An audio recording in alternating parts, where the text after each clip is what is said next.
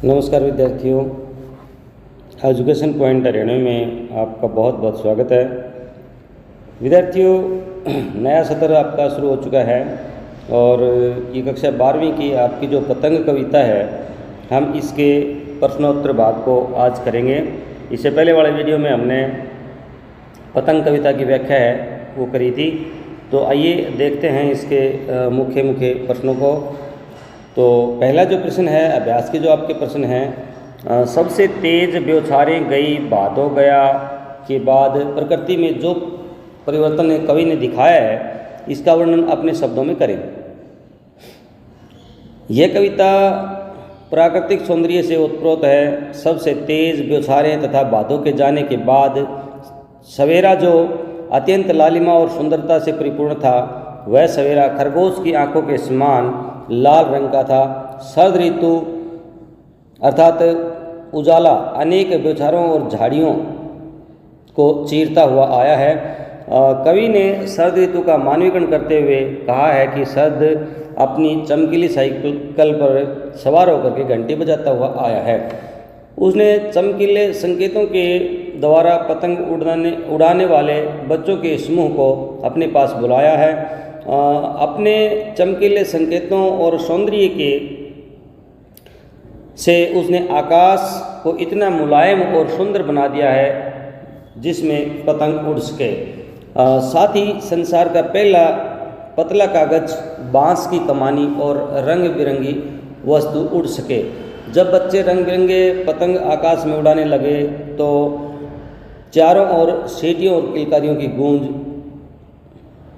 उठी तथा तितलियों के ने मधुर गुंजार शुरू कर दिया। तो विद्यार्थियों, चैनल पर यदि कोई नया है तो भाई चैनल को सब्सक्राइब कर लें और अपने कमेंट बॉक्स में लिख करके ज़रूर बताएं कि आपको अच्छा लगता है नहीं लगता है। वीडियो को अंत तक देखें, क्योंकि आपके एग्ज़ाम में अभी जो 40 क्वेश्चन जो है एक अंक के आते हैं, तो अंत में वो भी प्रश्न दिए गए हैं। अब की बार लॉकडाउन जैसी स्थिति कोई नहीं होगी तो आप सभी कंप्लीट सिलेबस को पढ़ेंगे। तो आइए इसी क्रम में अगला जो प्रश्न है आपका, सोचकर बताएं कि पतंग के लिए सबसे हल्की और रंगीन चीज़, सबसे पतला कागज़, सबसे पतली कमानी जैसे विशेषणों का प्रयोग क्यों किया है।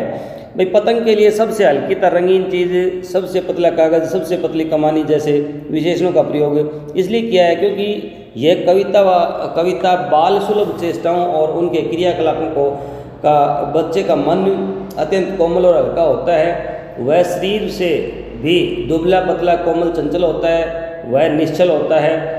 अतः कोमल बच्चे की कोमल भावनाओं, कोमल शरीर, निश्चल मन, चंचलता आदि की अभिव्यक्ति के लिए ही इन विशेषणों का प्रयोग किया गया है।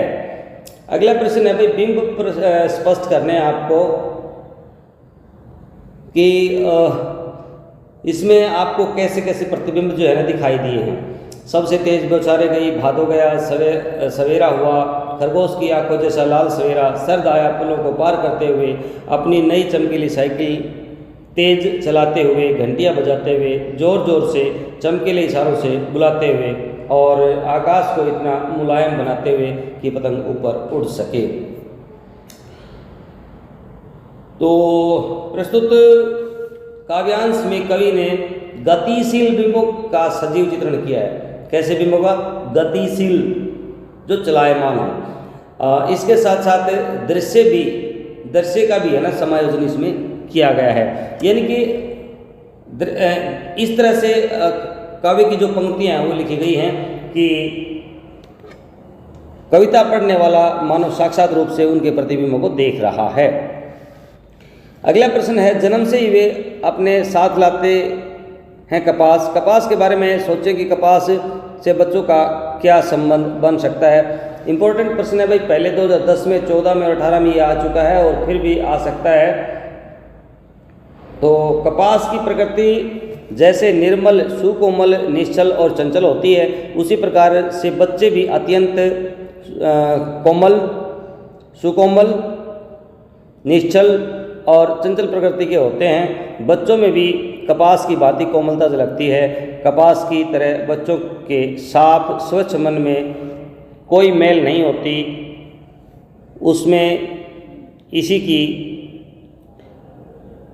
तरह स्वच्छता होती है। अगला प्रश्न है, पतंग के साथ वे भी उड़ रहे हैं। यहाँ उड़ान से कैसा संबंध बनता है, या पतंगबाजी की मानसिकता का वर्णन कीजिए। तो भाई पतंग बच्चों की कोमल भावनाओं का प्रतीक है, इसलिए पतंग के साथ बच्चों का टूट संबंध है। असीम आकाश में उड़ता हुआ पतंग जैसे जैसे हिलोरे लेता है, वैसे वैसे बच्चे का मन भी जो है ना, या बच्चों का मन भी हिलोरे लेता है या लेता हुआ प्रतीत होता है। बच्चे पतंग के साथ साथ मन से जुड़ जाते हैं, वे पतंगों को उड़ाते हुए उनमें इतना डूब जाते हैं कि अपने आप को ही भूल जाते हैं। इस प्रकार बच्चों का उड़ान से गहन संबंध होता है।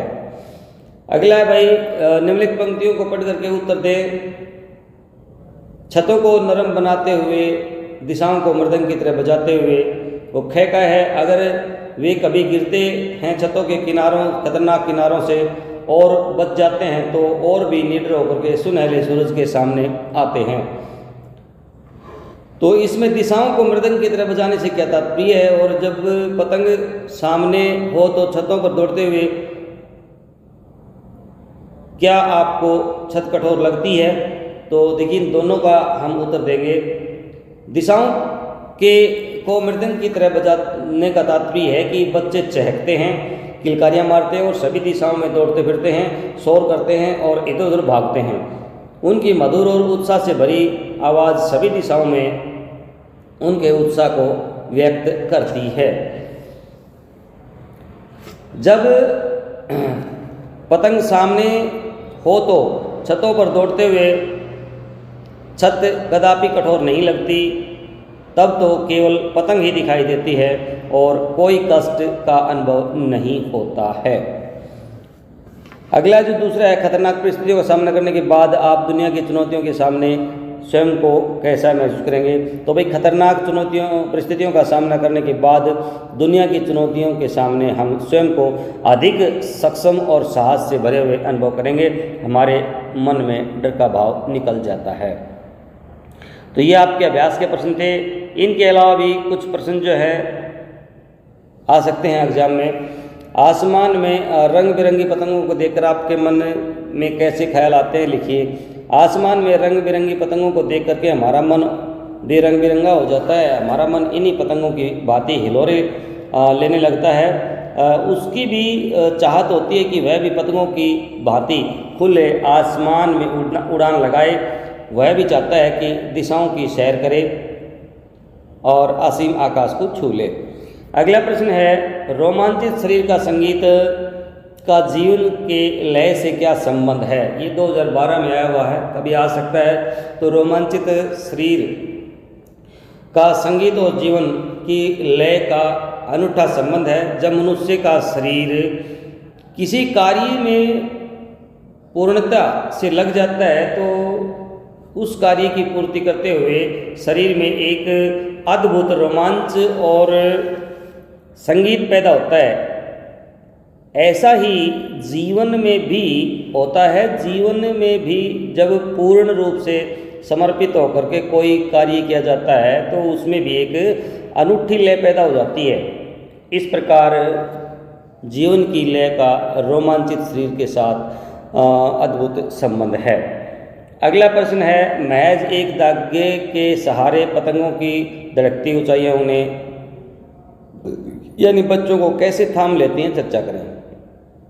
पतंग बच्चों की सुकोमल भावनाओं का प्रतीक है। उड़ती हुई पतंगों के साथ बच्चे इतने खो जाते हैं कि वे अपने आप को ही भूल जाते हैं। पतंग के हिलोरों के साथ बच्चों का मन भी हिलोरे लेता है। इसलिए पतंग आकाश में जितनी ऊंचाई को छूता है, बाल मन भी उतनी ही ऊंचाई को छूना चाहता है।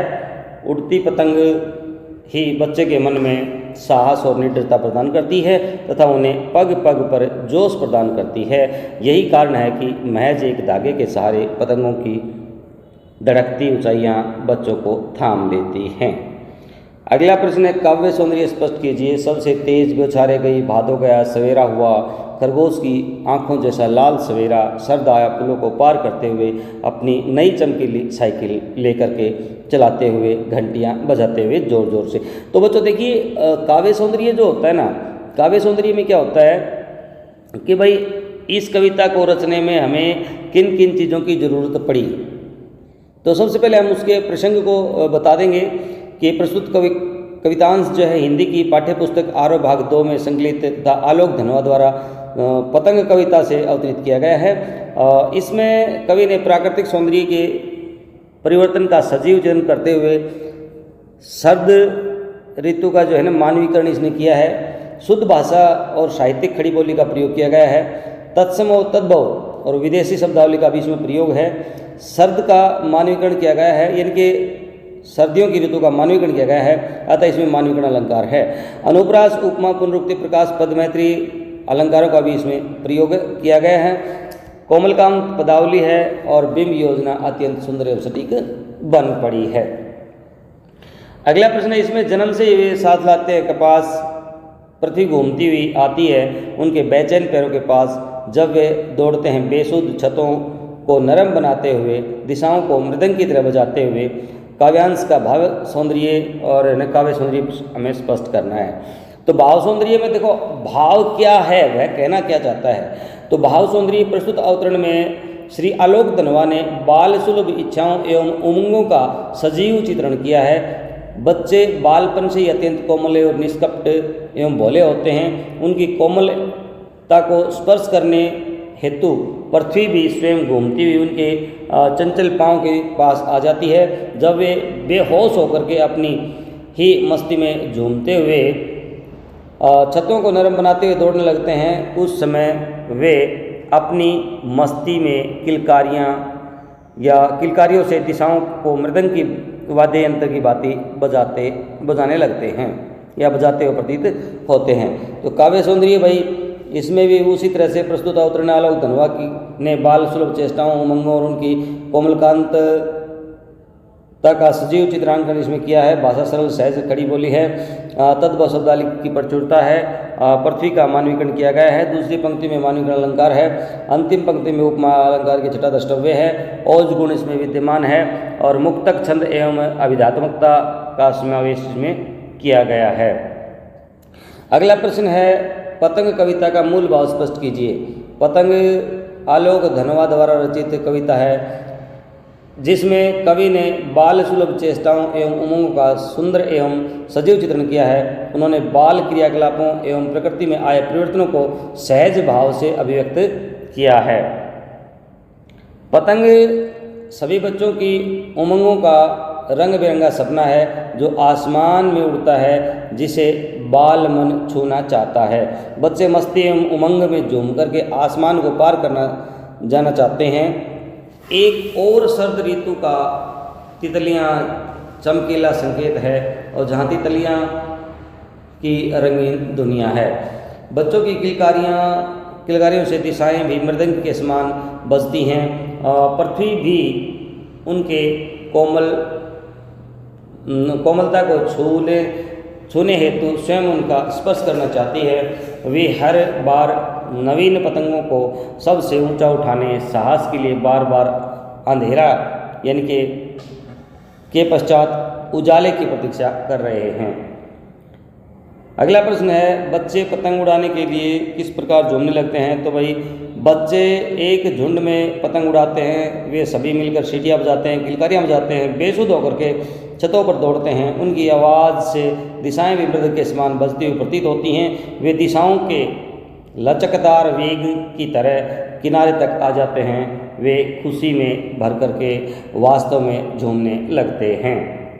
अगला प्रश्न है, बच्चे यदि छतों के खतरनाक किनारों से बच जाते हैं तो क्या होता है। बच्चे यदि छतों के खतरनाक किनारों से बच जाते हैं तो वे भी और भी निडर और बेखौफ हो जाते हैं। उनमें नई स्फूर्ति एवं साहस का भाव भर जाता है। वे अधिक निडरता के साथ सुनहरे सूर्य के समान आकर के खड़े हो जाते हैं और पतंग को पहले से की अपेक्षा और अधिक मस्ती के साथ आनंद से उड़ाते हैं।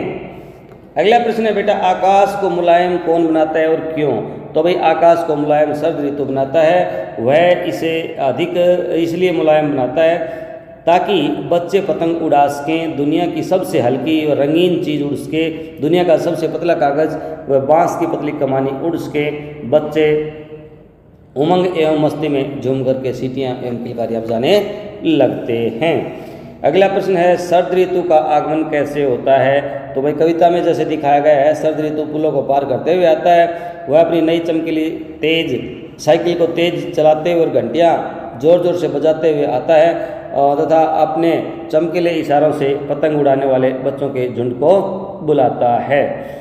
कविता पतंग कविता में की बिंब योजना स्पष्ट करें, यानी बिंब को पहले भी हम पढ़ चुके हैं भाई। तो पतंग कविता की बिंब योजना सरल, स्पष्ट एवं सटीक एवं सार्थक है। इसमें कवि ने प्रभावशाली छोटे छोटे बिंबों का प्रयोग किया है। दृश्य एवं सर्वे बिंब एकदम सारगर भी प्रतीत होते हैं। कहीं कहीं स्पर्श बिंब का भी जो है ना समायोजन इसमें किया गया है, जैसे ना पृथ्वी घूमती हुई आती है उनके बेचैन पैरों के पास, तो मतलब यहाँ स्पर्श बिंब है, वे दौड़ते हैं बेसुध होकर के। अगला प्रश्न है भाई, पतंग किसकी कविता है? इस कविता में कवि ने क्या कहा है? तो पतंग व आलोक धनवा की कविता है भाई। यह कविता इनके काव्य संग्रह दुनिया रोज बदलती है ऐसे लिया गया है, संकलित है। और इस कविता में कवि ने बाल सुलभ इच्छाओं एवं उमंगों का सुंदर मनोहारी चित्रण किया है।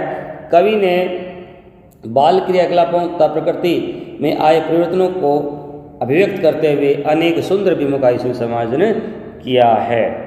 अगला प्रश्न है, पतंग को कवि ने बच्चों के लिए क्या और क्यों माना है? कवि ने पतंग को बच्चों की उमंगों का रंग बिरंगा सपना माना है।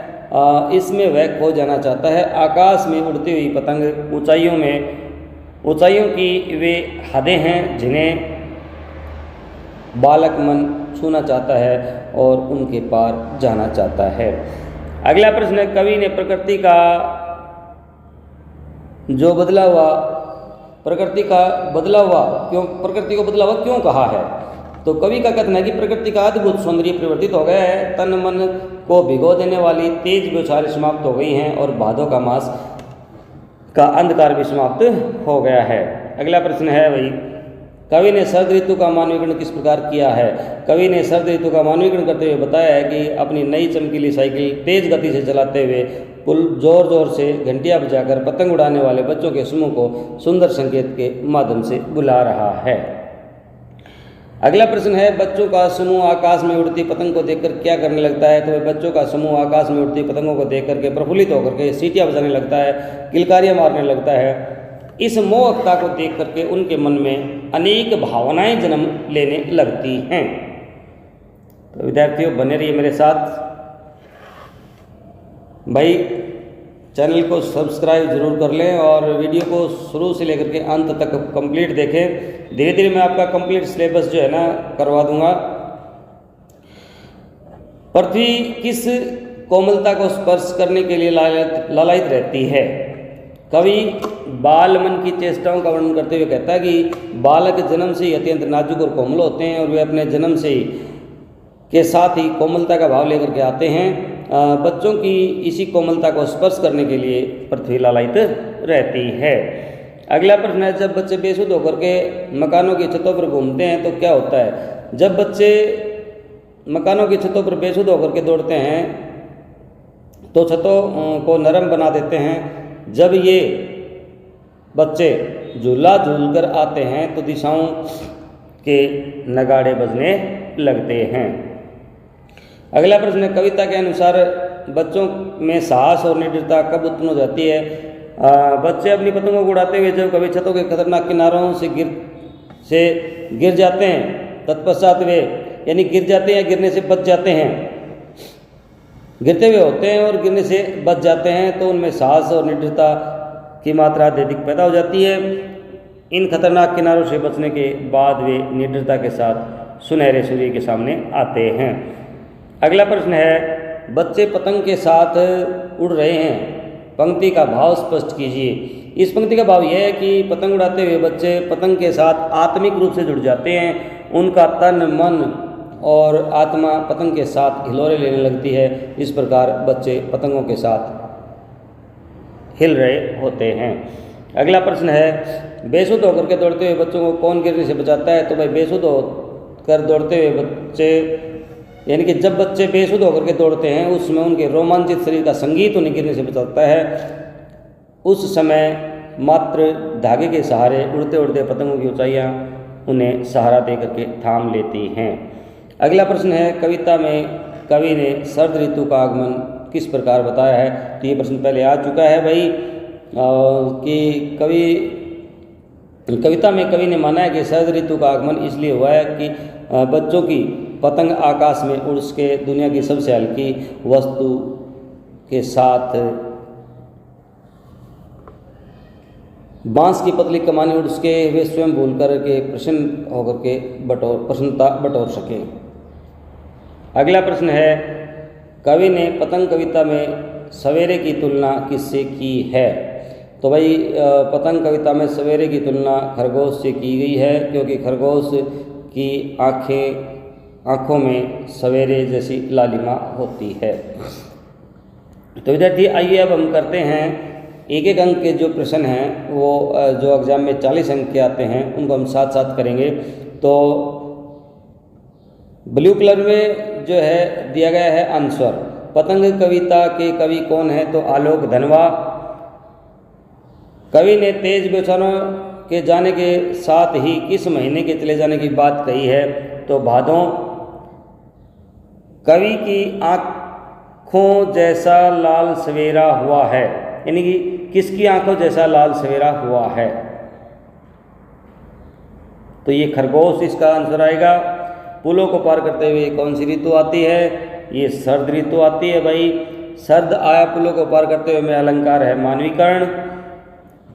कवि के अनुसार दुनिया की सबसे हल्की और रंगीन उड़ने वाली चीज़ क्या है? तो पतंग। ये पतंगा नहीं भाई, पतंग है, ये गलती से लिखा गया है। शरद क्या चलाते हुए आता है? साइकिल। शरद क्या बजा रहा है? घंटियाँ।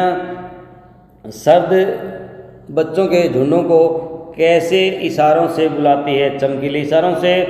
भादों किसका प्रतीक है? अंधेरे का। शरद किसका प्रतीक है? उजाले का यानी प्रकाश का।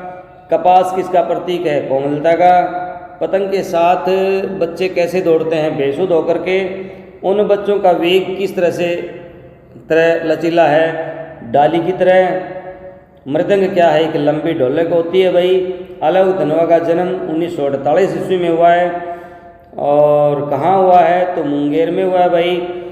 सम्मान कौन सा मिला इनको? पहल सम्मान मिला। आलोक धनवा ने अध्ययन मंडलियाँ का संचालन कहाँ किया? जमशेदपुर में। छत से गिरने और बच जाने के बाद बच्चे क्या बन जाते हैं? नीडर बन जाते हैं। पतंगों के साथ साथ वे भी उड़ रहे हैं। यहाँ इसका हास्य है आकाश छू लेने का एहसास होना। शरद की साइकिल कैसी है? तो चमकीली है। आकाश को मुलायम बनाने से क्या हास्य है? स्वच्छता एवं सहजता से। बच्चों के रोमांचित शरीर का संगीत क्या करता है? गिरने से बचा लेता है। पतंगों की धड़कती ऊंचाइयाँ उन्हें क्या करती हैं? थाम लेती हैं। बच्चे किन के साथ उड़ जाते हैं? तो बादलों के साथ। यहाँ बादलों नहीं भाई, ख उत्तर आएगा इसका, ये गलत है, मिसप्रिंट है। पतंगों के साथ। छतों के खतरनाक किनारों से किस प्रकार का भय है? गिरने का। पतंग कविता में चमकीले विशेषण किसके लिए प्रयुक्त हुआ है? कल्पनाओं के लिए। बच्चे पतंगों के साथ साथ किसके सहारे उड़ रहे हैं? रंध्रों के सहारे। पतंग कविता में कपास किसका प्रतीक है? कोमलता का। पतंग कविता में पतंग उड़ाने वाले बच्चे दिशाओं को किसके समान बजाते हैं? मृदंग के समान। पृथ्वी किनके पैरों के पास घूमती हुई आती है? तो बच्चों के। कौन सी ऋतु आकाश को मुलायम बना देती है? तो शरद ऋतु। पतंग उड़ाते हुए बच्चे किसके सहारे स्वयं उड़ते रहते हैं? रंध्रों के सहारे। और पतंग कविता में लाल सवेरा किसे कहा गया है? खरगोश की आंखों जैसा। और दुनिया की सबसे हल्की और रंगीन चीज़ किसे कहा गया है? पतंग को। बांस की सबसे पतली कमानी क्या है? पतंग। और भाई पतंग कविता में कपास किसका प्रतीक है? कोमलता का। दौड़कर भागते हुए बच्चे किसकी तरह बजाते हैं? मृदंग की तरह। तो प्रिय विद्यार्थियों, ये आपका जो है कंप्लीट काव्यांश का जो है प्रश्नोत्तरी भाग हमारा कंप्लीट हो गया है। अगले वीडियो में मैं आपको करवाऊंगा अगली कविता की व्याख्या। तो कमेंट बॉक्स में अपनी राय है ना वो जरूर लिखें। मिलते हैं नेक्स्ट वीडियो में बहुत जल्दी। जय हिंद, जय भारत, वंदे मातरम।